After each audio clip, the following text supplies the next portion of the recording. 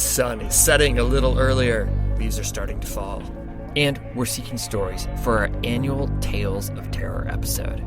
That's right, we're chasing them down. If you have a tale that will send us running to buy a brighter headlamp or out of the woods entirely, please send it in. You can use the submission form on our website, dirtbagdiaries.com, under the tab Write for Us. We'll put a link in the show notes. We need your spooky tale by September 30th, or else. Stay tuned after the episode to hear our latest edition of And Then What?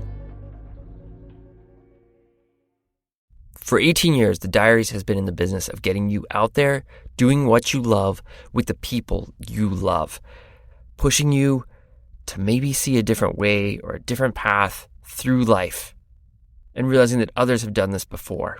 We know when we tell stories about people doing hard things, chasing dreams, working for their communities, and being curious, it begets more of that. It's infectious. Good things can happen. Right now, we're doing that with the show. We need you to keep this project going. That's the reality of the modern internet. To keep inspiration alive and the thoughtful stories and the laughter going. Some of you have come forward and stepped up and joined the Diaries Plus, but we need more of you. We need a bigger community saying this kind of project matters in this world. Diaries Plus is the tool that we make that happen with. So please consider becoming a member of Diaries Plus. There's a link in the show notes. You become a part of something. You become part of the inspiration, part of the creativity and the community, and we thank you for that. And I think we can build this show into the powerful thing it's been and the powerful thing it's going to become together. The link is in the show notes or on our website, dirtbagdiaries.com. Here's to more Type 2 fun. Here's to being part of something positive. The last time I saw Coach, I was atop a rock climb in Vedauwoo in southeast Wyoming. All three of us up on the ledge had once been his athletes. I hadn't seen him in 10 years. He was looking up at us from the base of the climb we were on. His chiseled face was unchanged, flat lips, dark hair, still handsome, but his body was puffy and inflated. The disease had progressed that far. Coach Lane Kapishka had led us and the rest of the Laramie High swim team to 7 consecutive state championship titles. He was a man at once generous and merciless. Every day for years, Coach got us to swim until our arms could barely come out of the water. He made the strongest of us swim 500 laps. It was almost unbearable, yet we did it. Coach constantly, if often wordlessly, pushed us to go faster, try harder, push ourselves beyond what we thought we could do. Everyone thought this was outrageous, because everyone thought we were only training for the state swim meet, except Coach. He knew the championship would come and go, and the trophies would disappear into boxes, and what he'd helped make of us would be all that was left. Coach was a PE teacher at Laramie High back when PE was still a requirement for all students. He taught classes in swimming, karate, he was a black belt of course, weightlifting and rock climbing. Karate demanded too much quiet discipline for most of us jocks. More swimming was definitely out of the question, and weightlifting was boring, so we all signed up for rock climbing. Every morning until the mountains were buried in snow, Coach drove us in a school bus up to Vedauwoo in the dark so we could be climbing by dawn and back to school by second period. In the biting mornings of fall and early spring, our fingers would become so numb we could hardly feel the rock. Coach had taught us how to climb without a harness, how to wrap the rope around your waist several times and tie a knot called the bowline on a coil. At the time, the ethics of climbing in Wyoming were still largely descendant from mountaineering, as were the techniques and the gear. We climbed on ropes stiff as lariats and used aluminum nuts and iron pitons for protection. Knowing your knots mattered. Route finding mattered. A climber of conscience climbed only what he or she could lead in good style. No hangs, no falls, no excuses. I never saw Coach climb any other way. It was a matter of pride, a matter of character. Now Coach was peering up at us, squinting into the sun. It was a gorgeous Wyoming afternoon, not a cloud, not a breath of wind. We shouted down to him. Had he brought his rock shoes along? He shook his head, but then motioned for us to lower the rope anyway. We glanced at each other. We were at the top of a difficult route composed of nothing but tiny, tiny knobs, the kind that require precise edging with tight rock shoes. Coach was in sneakers, with no harness. When the rope reached him, he picked up the end, tied it around his waist, looked up and yelled, "On belay?" "Belay on," I answered. The moment Coach touched the rock, his bloated, betrayed body was transformed. It was as though he had stepped into a world without gravity. He climbed with grace, in silence, each movement discreet and intentional. He seemed to flow up the wall. Every foot placement was sure and confident, and his feet stuck to the rock like glue. It didn't matter that his sloppy shoes couldn't possibly use the tiny edges. If you believe your feet will stick, they'll stick, is what he had taught us. I made my first rock climbing lead with Coach. I'd only done 3 or 4 climbs when he handed me 2 pieces of gear and pointed to a wide, ugly crack called upper slot. I put in both pieces of protection low on the climb, got about 20 feet above the second piece, and froze, too scared to go up, incapable of climbing down. Coach watched and waited. I started to tremble. Soon I was shaking. Coach yelled at me to get my head together and finish the climb. But by now I had already lost my head. I was certain I was going to fall and die. Then Coach soloed up behind me. Standing steady as a platform right under my feet, he handed up a fist-sized piece of protection and told me in a calm, stern voice to put it in and climb to the top, which I did. I've been climbing for decades now, the Matterhorn to Mont Blanc, Everest to the Andes to Africa, perilous new alpine routes all over the world, but I have never been as scared as I was that day on my first lead. For a long time, I thought Coach had been too harsh with me, because I thought Coach was merely trying to teach me how to rock climb, how to be a rock climber. In fact, he was teaching me how to be. I might forget the skill, but perhaps remember the will. That afternoon, Coach climbed as fluidly as a dancer. He did it in worn-out sneakers with a body that was no longer his. Unlike every other coach I ever had, or for that matter, almost any person I've met since, Coach was a man who expected more from himself than from you. When he got to the top of the climb, he didn't say a word, just flashed a smile. I never saw him again. Coach Lane Kapishka died on July 11, 1992, of hemochromatosis, a disease in which there is too much iron in the blood. He was 47 and left behind his wife and 2 daughters.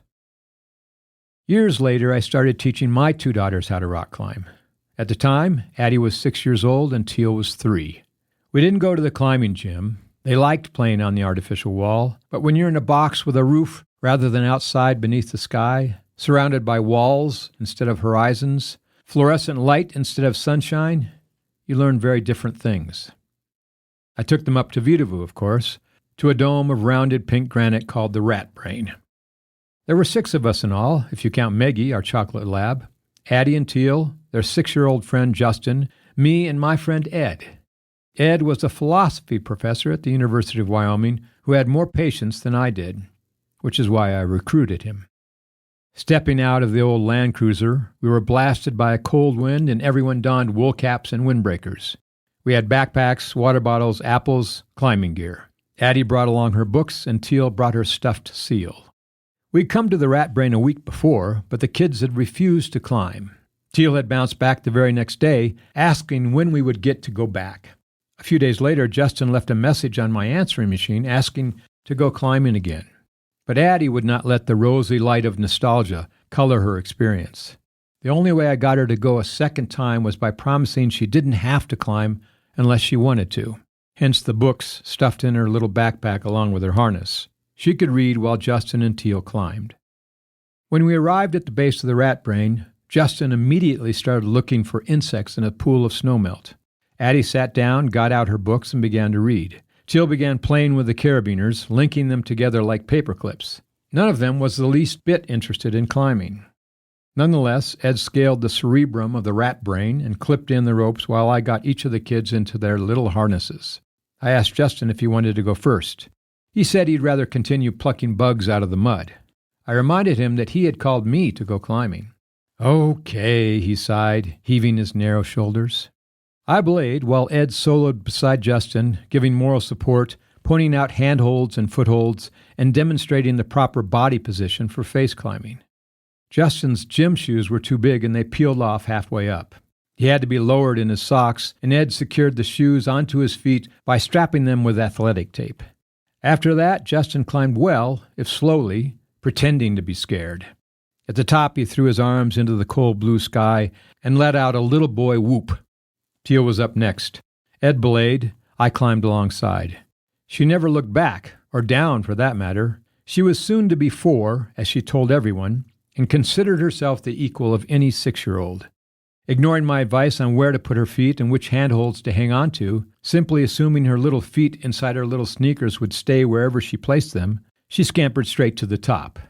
She didn't throw her arms in the air. Climbing up a cold rock face and wind that could lift her off her feet just wasn't that big a deal to her. Addie knew I wouldn't force her, but it only took a little coaxing. Ed belayed and I coached. Up on the rock, her genuine fear of heights asserted itself. She was only 5 feet off the ground when her legs began to tremble. She tried to move up and her feet slipped and her fingernails dug desperately into the rock.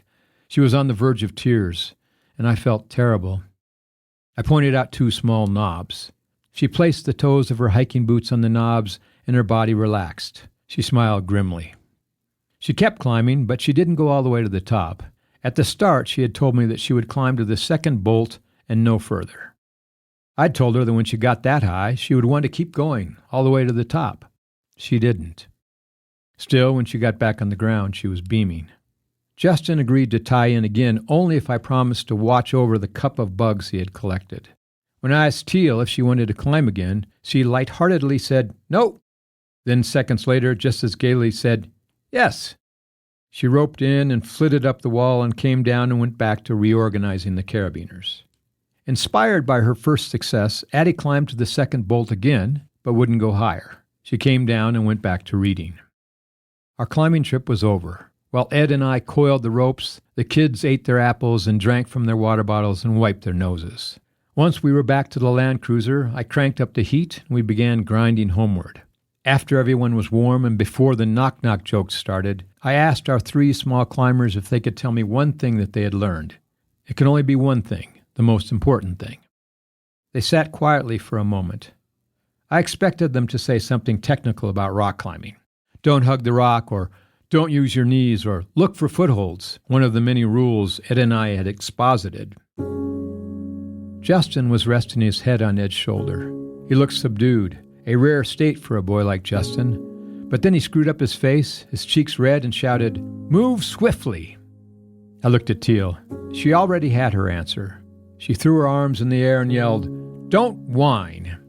Addie, glowing with pride, quietly said, "Try your hardest."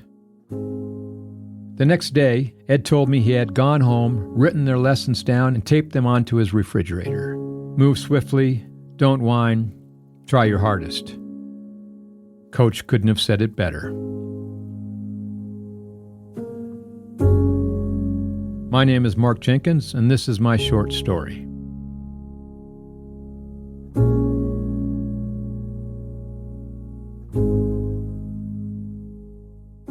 After a short break, the family ties continue in an essay from Oak Jones.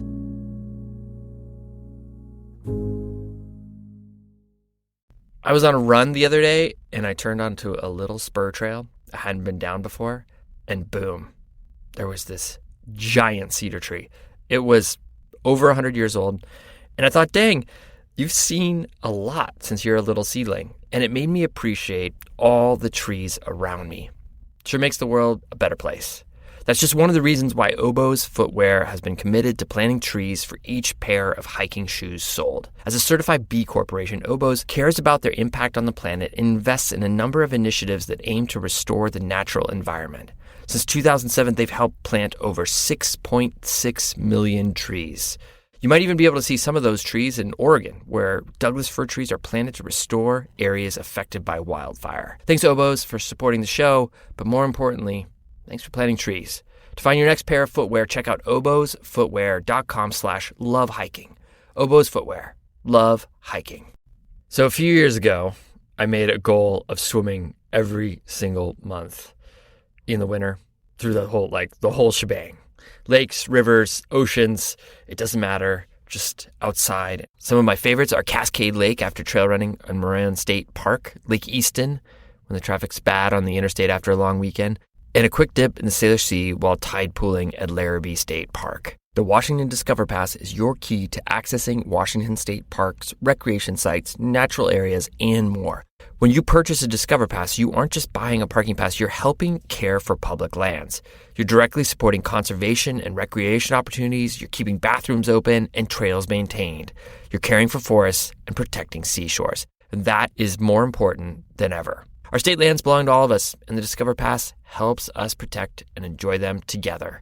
Get your Discover Pass at discoverpass.wa.gov. Since 2007, Kuat has made industry-changing products manufactured with the utmost care to quality, style, and longevity. Bike and kayak and ski racks, panel kits, and rooftop platforms. But Kuat does not stop there.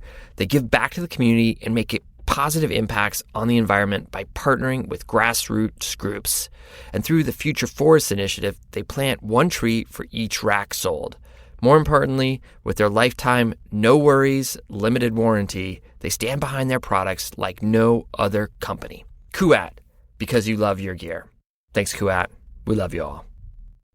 It is clearly fall right now, and I know this because the hours I have to work out in the light are diminishing. I'm prepping for a bike packing trip, and I've been trying to squeeze in rides any way I can. So early morning, after work, road bike, mountain bike, I'm throwing it all in the mix. And some days that means that I need extra fuel. Kachava's whole body meal shakes keep your body and mind nourished all day. With 2 scoops of Kachava, you get 85 plus superfoods, nutrients, and plant-based ingredients. So not only am I getting 25 grams of plant-based protein, which my legs really feel like they need, I'm also getting adaptogens and super greens at the same time. Added bonus, there's no artificial flavors, colors, or sweeteners. Strawberry is my new go-to flavor. I like that Kachava's a quick and easy way to get everything I need.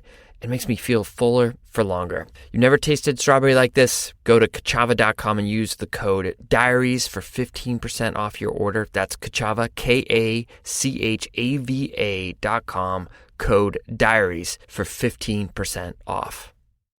We've been known for decades as the 3 boys. Noah is the oldest, Danny the tallest, and I'm the most likely to be stuck hitchhiking on some back road. After us brothers, I have 3 sisters, the oldest in college and the youngest 2 racing through high school and growth spurts. For a while, though, it was 3 boys and Mum and Dad. We moved around a lot, my parents juggling the desire to be close to family with the adventure of living abroad. With 2 older brothers for exploration buddies, each move was an opportunity for something new. We collected berries on walks in Germany to mash into pungent concoctions in the bathroom sink. At Grandma and Grandpa's house in Virginia, we caught 16 fish out of a pond smaller than a hot tub. Sticks picked up on hikes around Lauterbrunnen and in the Uinta Mountains became lightsabers, bows, and Gandalf's staff. Danny and Noah would charge ahead, chasing lizards and climbing boulders. I tried my best to keep up. When we moved to New Zealand as teenagers, we learned how to manu jumping off riverside cliffs while canoeing the Wanganui River. We competed in adventure racing, mountain biking, and bushwhacking around the North Island's more rugged corners. Whether we ended up with sand through our hair and ears or plastered head to foot in mud, every adventure brought us closer together as brothers. As years passed, we were slowly dragged apart by separate friend groups and eventually leaving home. Now, well into our 20s, the continental divide of late adolescence had channeled our lives into 3 radically different catchments. Noah has paved the path for life milestones. Married, with a newborn baby, he works for the Space Force in Colorado. Danny is 2 years into a wildly successful software startup. I stayed in New Zealand for university. Our time together was limited to my infrequent trips back to the States. Last summer, I spent a month reconnecting with family, introducing my girlfriend to the USA, and meeting the tiny human that made 2 of us boys into uncles, and one of us into, well, a dad. hanging out with my brothers in a quaint Colorado Springs Airbnb held soft reminders of the adventures of the past. But being older makes staying up late to play Catan less of a novelty than when we had strict bedtimes. Afternoons churned by in a mixture of good conversation, dishes, and planning the day's activities. It felt easy to sit around rehashing the old times together, but relationships, like plants, need fresh water to grow. As the only one on vacation, I was put in charge of choosing the activity for my last day in the US. An avid trail runner and mountain biker, I normally would have chosen one of these activities, but the blistering July days had me pining for something, anything involving water, which is how I ended up reading kayaker reviews and learning about Arkansas River day trips. With bike helmets and flimsy Walmart paddles, I knew we shouldn't tackle anything higher than grade 3 rapids. That ruled out the river's whitewater showpiece, the Royal Gorge. 20 kilometers upstream, though, Bighorn Sheep Canyon looked more our level. Grade 3/4? Difficult to interpret without knowing average flows. As long as there was water, we would be happy. We would sort out the details on the day. My brothers and I set off for Bighorn Sheep Canyon with 2 inflatable kayaks, an odds and ends lunch, and Mom's commuter bike. I'm used to my 6'3" frame being the largest in a group, but something felt right, sitting there with these 2 big bodies. Their ways of taking up space felt so familiar.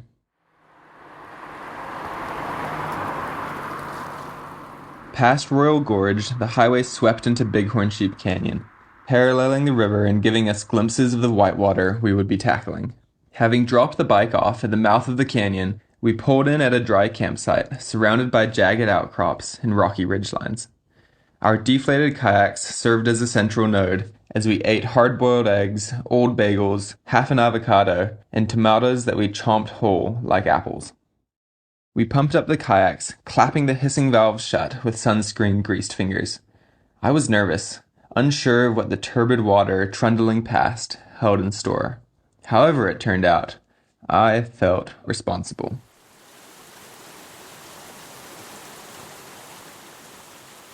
We got on the river just before a commercial rafting group. Not a minute on, Noah and Danny took out to adjust their tandem setup. I found an eddy a little further down. As the commercial rafts slid by, an older guide called out to me, "You know there's some serious grade 3 and 4 rapids down here. Your buddies back there have any paddling experience?" "A bit," I yelled back over the gurgling river. "You bet?" he questioned, mishearing. "Yeah, you bet," I yelled. We came to a pinnacle of rock, hard against a deep pool. Noah and Danny climbed up to the highest point, at least 30 feet above the river. Whooping, they leapt out to avoid crashing into a bulge in the rock. I was satisfied with a smaller jump. Not far downstream, there would be enough adrenaline to go around. As we clambered back into our vessels, I looked up at the afternoon thunderclouds, piling high over the ridgelines. The opaque water jostled my boat, muttering and sucking. Oh boy, I thought, here we go. With a couple paddle strokes, we peeled out into the main flow. Before long, we could see the first real monster, kicking up globs of foam. We pulled off to scout a line through the rapid.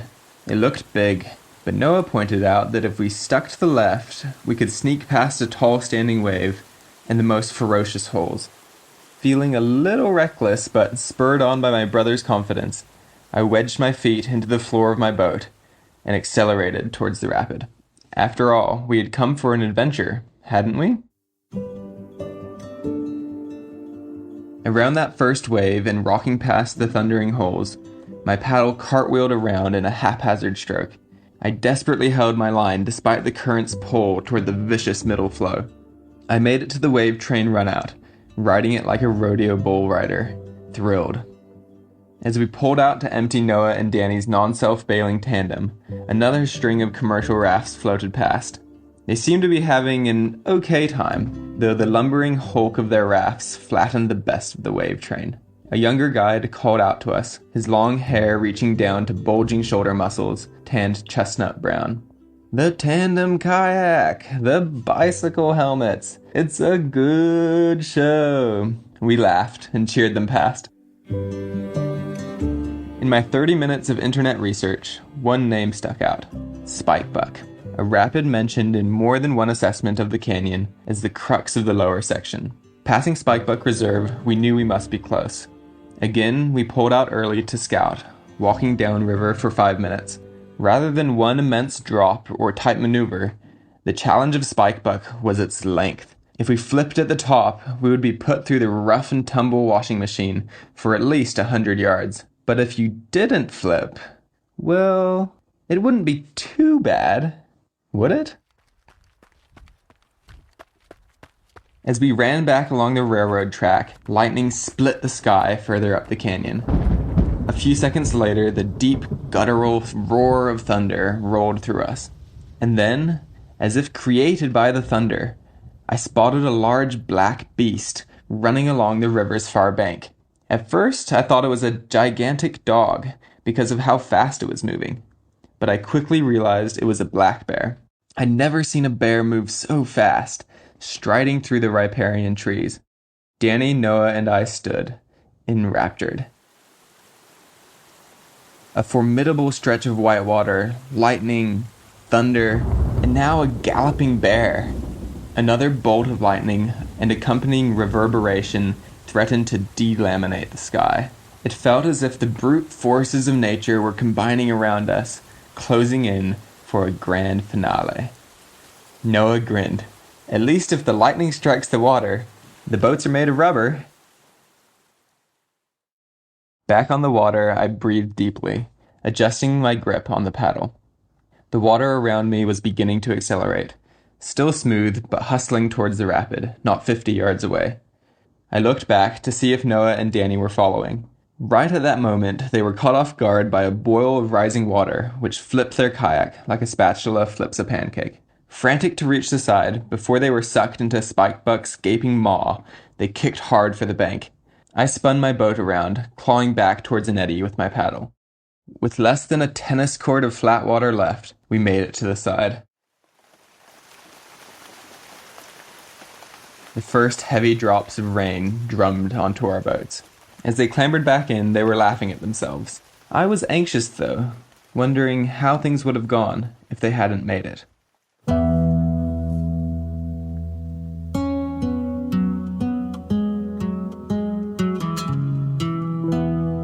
The word adventure is one of the most overused in outdoor recreation. In Scouts, my brothers and I participated in high adventure camps. In New Zealand, we all competed in adventure racing. When questioned why my family had uprooted from the US to move overseas, our go-to reply had always been, "For the adventure." Despite the ambiguous definition and all the adventure washing of luxury tourism and edited Instagram reels, the word still struck a chord in me. Family vacations were orientated around spontaneous explorations off the beaten track. My family held being adventurous as a virtue, as unquestionable as why being hardworking was better than being lazy, or rising early superior to sleeping in. You were squeezing all the juice out of the lemon. As I got older, what qualified as an adventure evolved to be a more serious proposition. Front-pointing up glaciated mountains and bushwhacking for days into rarely visited wilderness areas was the baseline now, each trip permeated by hazards. While experience goes a long way to decreasing risk, the line between adventurous and just plain stupid was increasingly blurry for me. From social media and adventure films, I knew the ceiling for risk tolerance among humans was nudged higher every year.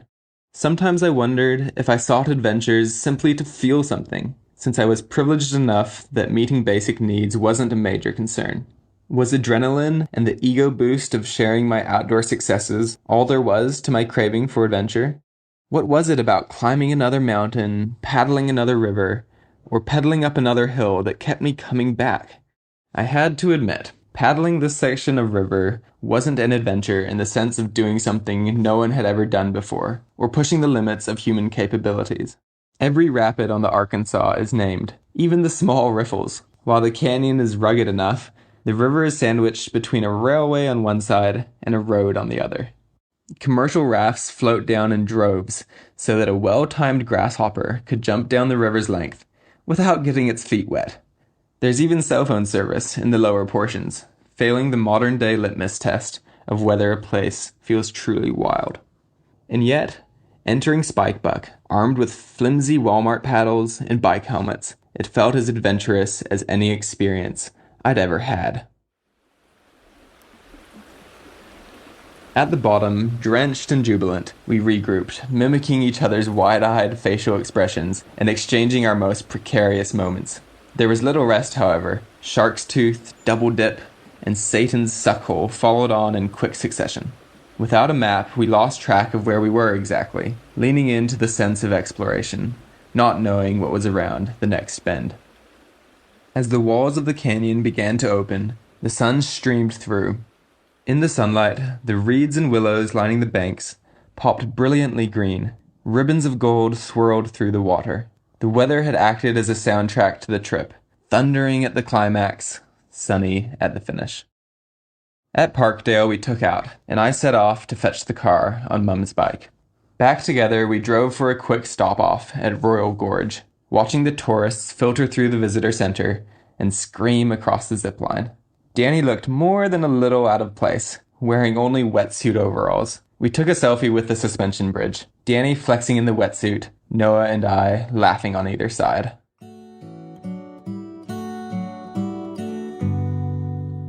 Back in our separate worlds, I started preparing for the ski touring season in New Zealand, considering routes to remote peaks and dusting off my gear. Thinking of Bighorn Sheep Canyon, I felt compelled to enter my next adventure with a more playful attitude. While the mountains remain a magnificent gym to push the limits of endurance and a canvas to leave footprints where few have before, mountains also could be a place to remember how to play, set apart from society's complex demands. Fumbling down the Arkansas, we weren't wearing the right things, but we paddled, whooping and hollering. Maybe that's what adventuring should be about. That raft guide almost said it all. The tandem kayak, the bicycle helmets, it's a good show. He just forgot one thing. The three boys. My name is Oak Jones, and this is my short.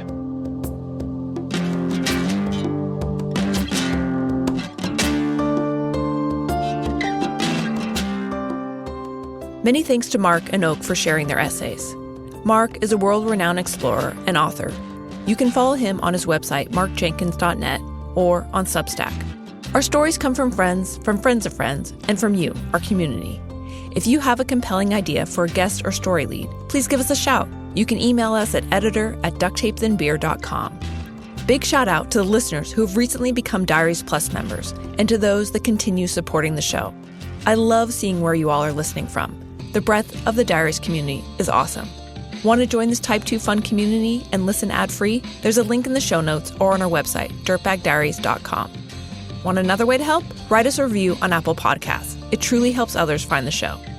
Music today from Padelm, Evan Ande, Garland, Yamo, Joanna Catcher, Sunshapes, and Brendan O'Connell. The tracks are courtesy of the Artists or Track Club. Jacob Bain and Nis Koto composed our theme song. You can find the artists at our website, dirtbagdiaries.com. This episode was produced by me and edited by Evan Phillips. Fitz Cahal is our creative director. I'm Becca Cahal, and you've been listening to the Dirtbag Diaries. Thanks for tuning in.